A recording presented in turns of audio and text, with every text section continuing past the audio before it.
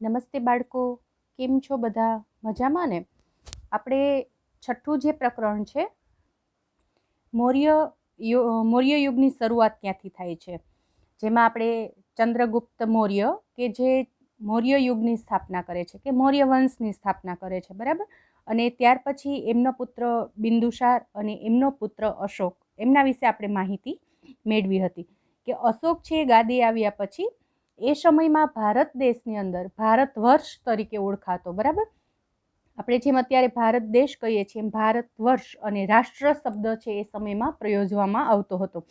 તો એ ભારત વર્ષમાં કલિંગ એક જ એવું રાજ્ય હતું કે જે સ્વતંત્ર હતું. તો અશોક પોતે વિચારે છે કે આ જે કલિંગ છે સ્વતંત્ર છે એને મારા રાજ્યની સાથે ભેળવવું છે. એટલે કલિંગ પર એ આક્રમણ કરે છે, ચઢાઈ કરે છે અને એમાં ઘણા લોકો માર્યા જાય છે.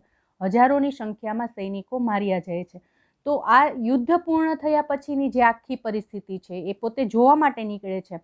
તો લોહીની નદીઓ વહેતી હતી, ઠેર ઠેર મૃતદેહ છે પડ્યા હતા, હજારોની સંખ્યામાં સૈનિકો માર્યા ગયા હતા. તો પાછળ એમની વિધવા સ્ત્રી, એમના બાળકો એ આક્રંદ કરતા હતા. તો આ બધું જે દ્રશ્ય જોવે છે એનાથી એમનું હૃદય છે દ્રવી ઉઠે છે કે આમાં તો જે નિર્દોષ લોકો છે એ માર્યા ગયા છે, એમનો શું વાંક હતો? ફક્ત એમણે પોતાની જે ચાહના હતી કે મારે કલિંગને મારા રાષ્ટ્રની સાથે જોડી દેવું છે, એ માટેથી આ સૈનિકો છે યુદ્ધમાં ઉતર્યા અને એ માર્યા ગયા. તો એ હૃદય પરિવર્તન થાય છે અને પશ્ચાતાપ થાય છે એને, અને એના લીધેથી એ પશ્ચાતાપ એટલે કે પ્રાયશ્ચિત કરવા માટે ધમ પાલન કરવાનો અને અન્ય લોકોને તેનો ઉપદેશ આપવાનો નિશ્ચય કરે છે. એ ધમના માધ્યમથી લોકોના દિલ જીતવા એ જબરજસ્તીથી વિજય મેળવવા કરતાં વધારે સારું છે એવું ઈચ્છે છે. એટલે કે ધમ એટલે કે ધર્મનો પ્રચાર કરવો, ફેલાવો કરવો, બરાબર. તો કલિંગના જે આ યુદ્ધ છે ત્યાર પછીથી આ અશોકના માનસમાં એમનું હૃદય પરિવર્તન થાય છે. એની ત્યાર પછી આપણે વાત કરી હતી કે ગુજરાતમાં જુનાગઢમાં ગિરનાર પર્વત તરફ દામોદર કુંડ જતા અશોકનો શિલાલેખ મળી આવે છે, જે પ્રાકૃત ભાષામાં લખાયેલ છે. અને આ જે શિલાલેખ છે એમાં 3 રાજવીઓના લેખો છે. એક રાજા મહાક્ષત્રપ રુદ્રદામાનો લેખ છે, અને આ લેખમાં મૌર્ય રાજા ચંદ્રગુપ્તના રાષ્ટ્રીય એટલે આપણે જે રાજ્યપાલ હોય છે ને એવી રીતે, તો એમના જે રાષ્ટ્રીય છે પુષ્યગુપ્ત દ્વારા એ નિર્માણ કરવામાં આવેલ સુદર્શન તળાવ અને અશોકના રાષ્ટ્રીય યવનરાજ દ્વારા સિંચાઈ માટે તેમાંથી નહેરો કઢાવવાની જે વિગત છે એ વિગત આપવામાં આવી છે, બરાબર. તો ત્યાર પછીનો આપણે જે ટોપિક આજે જોવાનો છે એ છે ધર્મ પ્રચારક તરીકે અશોક, કે હવે એમનું હૃદય પરિવર્તન થયું પછી એ ધર્મ પ્રચારક તરીકે શું કરે છે. તો ગયા લેક્ચરમાં આપણે વાત કરી હતી કે જો કેવો ધર્મ અંગીકાર કરેલ છે, તો ચંદ્રગુપ્ત છે એ મૌર્ય વંશની સ્થાપના કરનાર છે, સ્થાપક છે. અને એને જે ધર્મ અંગીકાર કરેલો હતો એ જૈન ધર્મ હતો, જ્યારે અશોક છે એ બૌદ્ધ ધર્મનો અનુયાયી છે અને એ ફેલાવો કરે છે બૌદ્ધ ધર્મનો, બરાબર.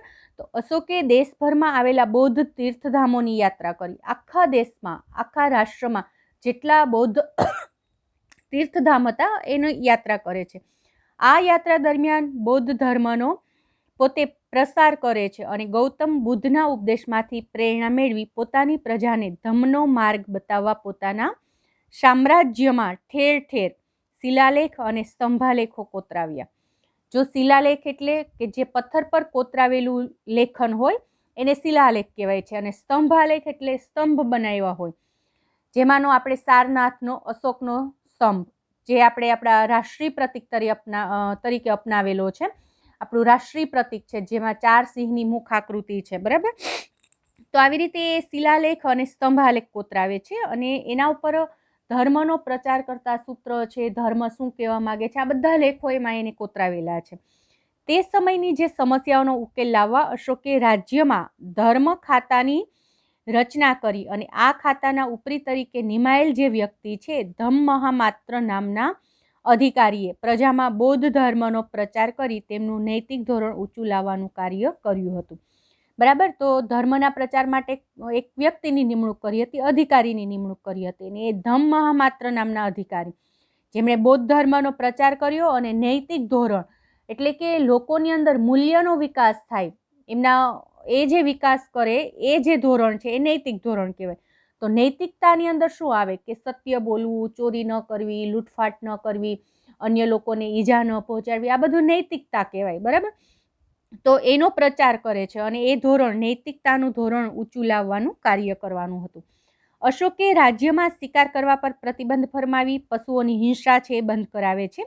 તેણે ગૌતમ બુદ્ધના પ્રેમ, દયા, કરુણા, અહિંસા, સદાચાર, અનુકંપા જેવા સિદ્ધાંતોના પ્રચાર પર ભાર મૂક્યો અને ઉપદેશની સાથે સાથે કેટલીક લોકોપયોગી વાતો પણ શિલાલેખમાં કોતરાવી. જો બૌદ્ધ ધર્મ વિશે આપણે આના આગળનો જે ચેપ્ટર છે, આગળનું જે પ્રકરણ છે એની અંદર આપણે ભણી ગયા હતા કે બૌદ્ધ ધર્મ છે, ભગવાન બુદ્ધ, ગૌતમ બુદ્ધ, એમણે શું ધર્મની અંદર ફેલાવો કર્યો, બરાબર, કે ધર્મની અંદર પોતે બૌદ્ધ ધર્મના અનુયાયી હતા, બૌદ્ધ ધર્મના સ્થાપક, એમણે આ સિદ્ધાંત આપેલા, અષ્ટાંગ માર્ગી સિદ્ધાંત, બરાબર, કે દયા, કરુણા, અહિંસા, સદાચાર, અનુકંપા વગેરે, બરાબર. તો એમના આ જે સિદ્ધાંતો છે એનો ફેલાવો, એમનો પ્રચાર અને પ્રસાર કરાવે છે અશોક. શા માટે? કારણ કે કલિંગના યુદ્ધ પછી એમનું હૃદય પરિવર્તન થયું અને એ પોતે ઈચ્છે છે કે ખરેખર બધા લોકોને શાંતિનું જીવન જીવવા માટેનો અધિકાર છે અને શાંતિથી બધા જિંદગી જીવી શકે એના માટે. અશોકનો જે પ્રજાજોગ સંદેશ છે તે અહીંયા તમે જોઈ શકો છો. બાળકો, તમારી પાસે પાઠ્યપુસ્તક હોય તો એની અંદર તમે વાંચી શકો છો, એમાં આપેલું છે, બરાબર.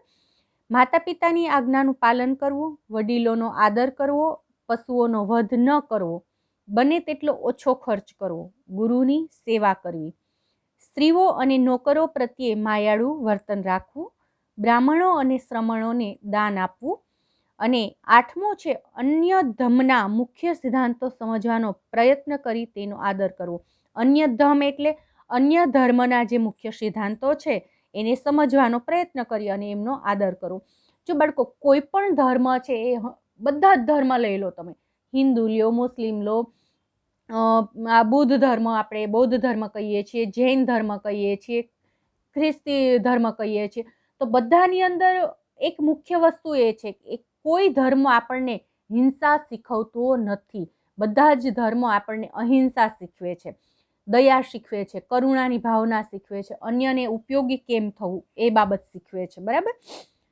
પછી અશોકનો પ્રજાજોગ સંદેશમાં આપવામાં આવેલ વિગતમાંથી કઈ વિગત છે એ વર્તમાન સમયમાં પ્રાસંગિક છે? સરકાર વિવિધ યોજનાઓ, નિયમો, સુધારા વગેરેની માહિતી લોકોને કયા કયા માધ્યમ દ્વારા આપે છે? તો આ જે બંને પ્રશ્નના જવાબ છે તમારે તમારી રીતે લખવાના થાય છે, બરાબર. અત્યારે આપણી ગવર્મેન્ટ જે નિયમો, સુધારા વગેરે વિવિધ યોજનાઓ અમલમાં મૂકતી હોય તો એ કયા માધ્યમ દ્વારા આપે છે? તો ટેલિવિઝનનું માધ્યમ છે, ન્યૂઝપેપર છે, પછી રેડિયો પર પ્રસારણ થતું હોય, સભાઓ ભરાતી હોય, તો આવા ઘણા બધા માધ્યમ છે, બરાબર. તો એ માધ્યમ દ્વારા એમનો ફેલાવો છે થતો હોય. હવે અશોક છે ઈસવીસન પૂર્વે 251માં પાટલીપુત્રમાં મોગલીપુત તિસ્ય એટલે કે તિસ્તા નામનું જે સ્થળ છે ના અધ્યક્ષ પદે ત્રીજી બૌદ્ધ પરિષદ છે બોલાવે છે, બરાબર. આ તિસ્તા જે સ્થળ છે ત્યાંના અધ્યક્ષ પદે ત્રીજી બૌદ્ધ પરિષદ બોલાવે છે અને આ પરિષદનો મુખ્ય હેતુ બૌદ્ધ ધર્મમાં ઊભા થયેલા મતમતાંતર દૂર કરી ધાર્મિક એકતા સ્થાપવાનો હતો. કારણ કે બૌદ્ધ ધર્મમાં પણ મતમતાંતર પ્રવેશેલા હતા. ઘણા લોકો છે બૌદ્ધ ધર્મને માટે કંઈક બીજું વિચારતા હોય તો ઘણા લોકો છે કંઈક અલગ વિચારતા હોય. તો ગૌતમ બુદ્ધે જે ખરેખર ઉપદેશ આપ્યો હતો એની અંદરથી પછી આવા ફાટા પડવા માંડ્યા હતા. તો એ જે મતમતાંતર છે એ દૂર કરી અને ધાર્મિક એકતા સ્થપાય એના માટેના પ્રયત્ન કરે છે. પછી ભારતના કાશ્મીર, ગાંધાર, ચોલ, પાંડ્ય અને કેરળ રાજ્યમાં બૌદ્ધ ધર્મનો પ્રસાર કર્યો હતો. જો કયા કયા રાજ્ય છે? તો કાશ્મીર, ગાંધાર, ચોલ, પાંડ્ય અને કેરળ, બરાબર. તો ત્યાં બૌદ્ધ ધર્મનો પ્રસાર કરે છે. સમ્રાટ અશોક એમણે બ્રહ્મદેશ જે હાલનું મ્યાનમાર, સિલોન એટલે કે શ્રીલંકા, સિરિયા, ઇજિપ્ત, મેસેડોનિયા. જો મેસેડોનિયાનું નામ આવે એટલે આપણને તરત કોણ યાદ આવે? મેં તમને શરૂઆતમાં પહેલા લેક્ચરમાં જ વાત કરી હતી, એલેક્ઝાન્ડર. એમનું નામ તમે સાંભળ્યું હશે, બરાબર. એલેક્ઝાન્ડર કોણ હતો? ખ્યાલ છે ને? જેમણે આખા વિશ્વનો સમ્રાટ બનવું હતું. એમણે બધા જ પ્રદેશ પર પોતાનું શાસન સ્થાપવું હતું એલેક્ઝાન્ડરને. અને એલેક્ઝાન્ડરનો જન્મ થયો એ જ સમયમાં ભારતની અંદર પુરુનો જન્મ થયો હતો. પોરસ સિરિયલ તમે જોયો હશે તો તમને ખ્યાલ હશે. તો પોરસ છે એ પણ પોતાના દેશ પર, પોતાની ધરતી પર અન્ય કોઈ વિદેશી વ્યક્તિનું શાસન ઈચ્છતો ન હતો. તો એલેક્ઝાન્ડર અને પોરસ એ બંનેનો આમનો સામનો થાય છે, બરાબર. અને એમાં એલેક્ઝાન્ડર છે એમની હાર પણ થાય છે ને 1-2 વખત એ જીતી પણ જાય છે યુદ્ધ. તો એની અંદર આપણને ઘણા બધા મતાંતરો મળે છે. એટલે આપણો જે વિષય છે અત્યારે આપણે એલેક્ઝાન્ડરને સમજવાનો નથી, પરંતુ મેસેડોનિયા નામ આવ્યું એટલે એલેક્ઝાન્ડર આપણને યાદ આવે કે એમનું મૂળ વતન કયું હતું? મેસેડોનિયા. મેસેટોનિયા પણ કહેવાય છે. કોઈ જગ્યાએ મેસેટોનિયા શબ્દ લખેલો હોય, અહીંયા મેસેડોનિયા છે, બરાબર. તો વગેરે દેશમાં ધર્મ પ્રચાર માટે ધર્મ પ્રચારક મંડળો મોકલે છે. અશોકે એમને પુત્ર મહેન્દ્ર અને પુત્રી સંઘમિત્રાને બૌદ્ધ ધર્મના પ્રસાર માટે સિલોન મોકલ્યા હતા. જો અશોકને એક દીકરો અને એક દીકરી હતા. પુત્રનું નામ મહેન્દ્ર અને પુત્રીનું નામ સંઘમિત્રા હતું. આમ અશોકે પોતાના શાસન દરમિયાન બૌદ્ધ ધર્મને રાજ્યાશ્રય આપ્યો હતો. એટલે કે એ સમયમાં રાજ્યાશ્રય આપ્યો હતો. એ કયો ધર્મ હતો? તો એ આવે છે બૌદ્ધ ધર્મ, બરાબર. આગળ અહીંયા બાળકો તમે નકશાની અંદર આ બધા જે આપણે કહીએ છીએ જોયા હશે. જો લંપક, પછી અહીંયા લંપક આવેલું છે, અહીંયા કંધાર છે, પછી માનસેરા, અહીંયા જે આપણે અત્યારનું આપણું જે કાશ્મીર કહીએ છીએ, પછી આ તક્ષશિલા, બરાબર. પછી બહાપુર, દિલ્હીનો એક પ્રદેશ છે બહાપુર, કલસી, મેરઠ, લુંબિની એટલે તરત યાદ આવે ને આપણે ગૌતમ બુદ્ધ વિશે આપણે માહિતી મેળવી, એની અંદર લુંબિની સ્થળનો ઉલ્લેખ હતો.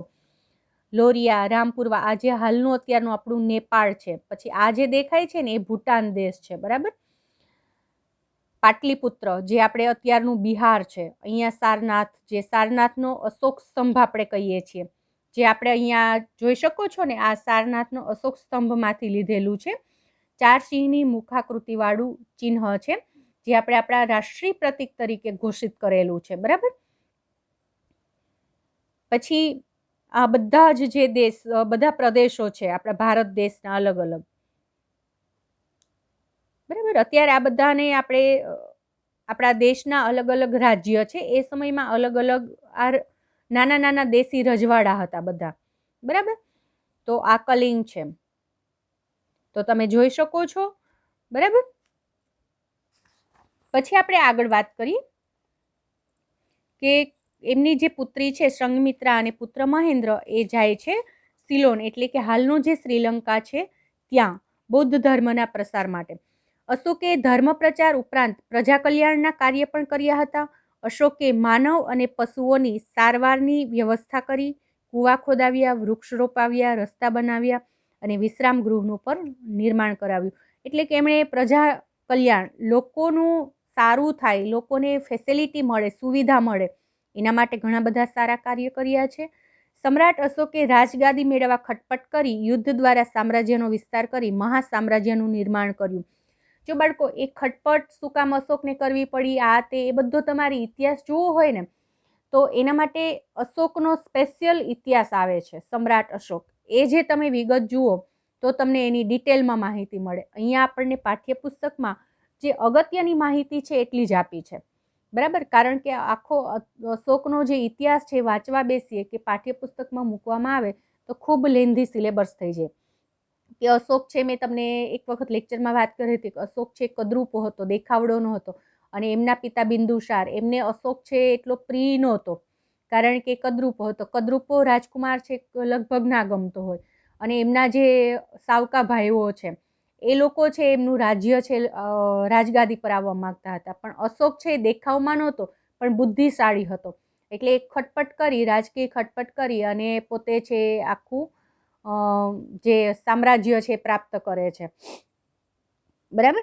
તો પોતે છે આ પોતાનું જે સામ્રાજ્ય છે એ સામ્રાજ્યનું સ્થાપના કરે છે, અને એમની જે મહત્વાકાંક્ષા પૂરી કરવા પોતે કલિંગ પર ચઢાઈ કરી અને યુદ્ધમાં થયેલ ખુવારી જોઈ તેનું હૃદય પરિવર્તન થાય છે અને બૌદ્ધ ધર્મનો પ્રચારક અને ઉપદેશક બને છે.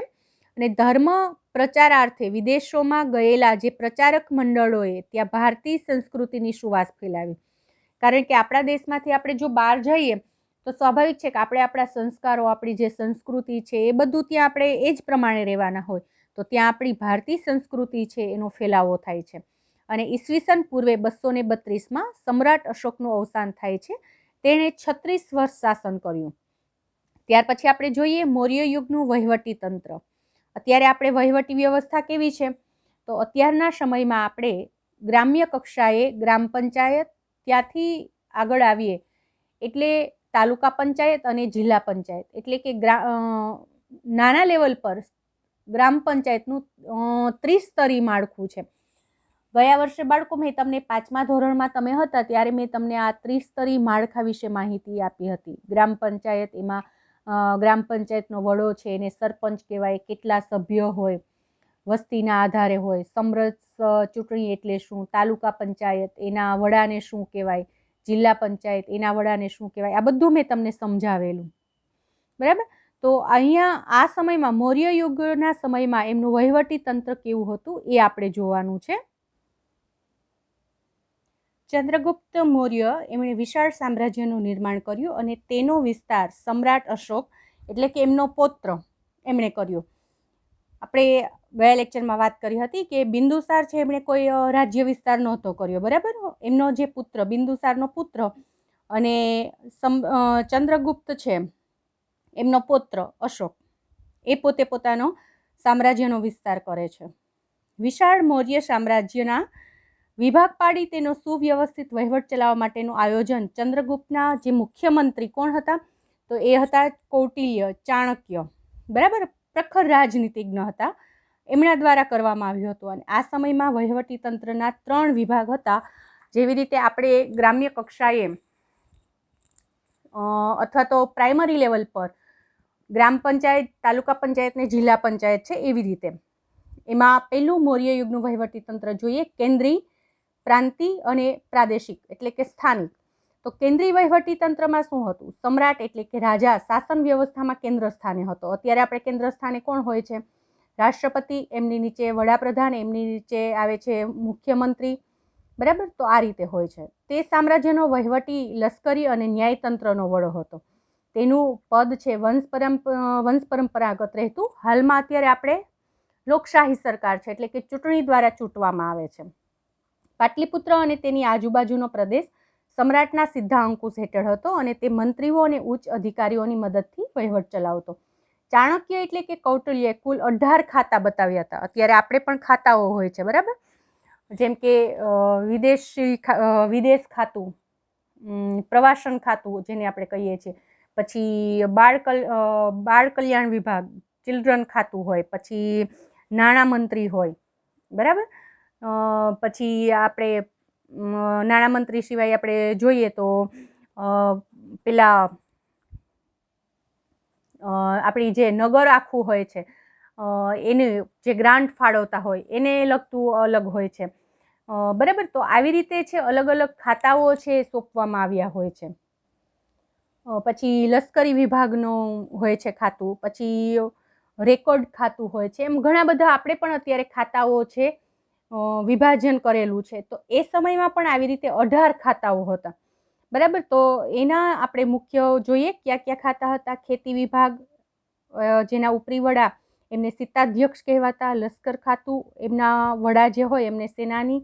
ન્યાય ખાતું, એમના વડાને મુખ્ય ન્યાયાધીશ કહેવાતા. વ્યાપાર ખાતું, એમના વડાને પણ્યાધ્યક્ષ કહેવાતા. દફતર ભંડાર એટલે કે અક્ષપટલ રેકર્ડ ખાતું, એને મહાઅક્ષપટલ કહેવાતા એમના વડાને. અને મુદ્રા એટલે કે પાસપોર્ટ ખાતું, અને એમના વડાને મુદ્રાધ્યક્ષ તરીકે ઓળખવામાં આવતા. પછી આવે છે પ્રાંતીય વહીવટી તંત્ર. વિશાળ મૌર્ય સામ્રાજ્યને વહીવટી સરળતા ખાતર 5 વિભાગમાં વહેંચવામાં આવ્યું હતું. પ્રાંત મંડળ વિભાગના વડા તરીકે રાજ્યપાલ એટલે કે રાષ્ટ્રી એ હતો, બરાબર.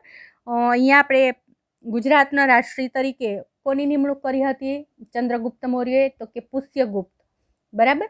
અને પછી અશોકના સમયમાં, બિંદુસારના સમયમાં આપણે જોઈએ તો આ પુષ્યગુપ્તની જગ્યાએ એમનો પુત્ર આવી જાય છે, બરાબર. તો આ રીતે રાષ્ટ્રીય એટલે કે રાજ્યપાલની નિમણૂક છે કરવામાં આવી હતી.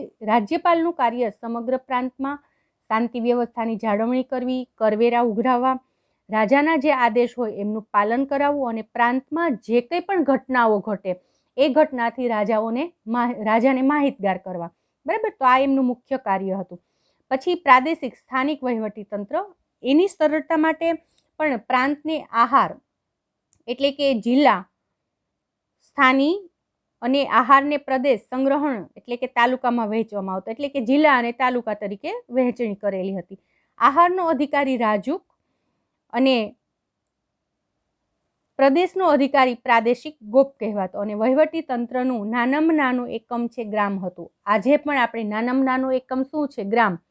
ગામ, બધા ગામડાઓ, નાના નાના ગામડાઓ ભેગા મળી તાલુકો બને, તાલુકા ભેગા મળી જિલ્લો બને, જિલ્લા ભેગા મળી રાજ્ય બને ને રાજ્ય ભેગા મળી રાષ્ટ્ર બને, રાષ્ટ્ર ભેગા મળી અને એક ખંડ બને ને બધા ખંડ ભેગા મળી અને આખી પૃથ્વી બને. બરાબર, તો એ સમયમાં પણ ગ્રામ્ય હતો નાનામાં નાનો એકમ. પછી સમ્રાટ અશોકના ઉત્તરાધિકારીઓ તથા મૌર્ય વંશનું પતન કેવી રીતે થાય છે એ જોઈએ. બરાબર, સમ્રાટ અશોકના મૃત્યુ બાદ તેના ઉત્તરાધિકારીઓ વિશે બ્રાહ્મણ, જૈન અને બૌદ્ધ ગ્રંથમાંથી જુદી જુદી માહિતી મળે છે. પુરાણમાં આપેલી માહિતી મુજબ મૌર્ય વંશમાં કુલ 9 કે 10 રાજાઓ મળી કુલ 137 વર્ષ શાસન કર્યું હતું. અને બૌદ્ધ ગ્રંથમાં જણાવ્યા મુજબ અશોક પછી અનુક્રમે કુણાલ, સંપ્રતિ, શાલિશુક, જેલોક, દશરથ, દેવવર્મા, શતધન્વા અને બૃહદ્રથ રાજાઓ થઈ ગયા. બરાબર, મૌર્ય વંશના અંતિમ રાજા તરીકે આવે છે બૃહદ્રથ, જે કોઈ જગ્યાએ આપણને બૃહદત્ત તરીકે પણ નામ એમનું જાણવા મળે છે. બરાબર, બૃહદત્ત કોઈ બુકની અંદર લખેલ છે, કોઈ બુકમાં બૃહદ્રથ લખેલ છે.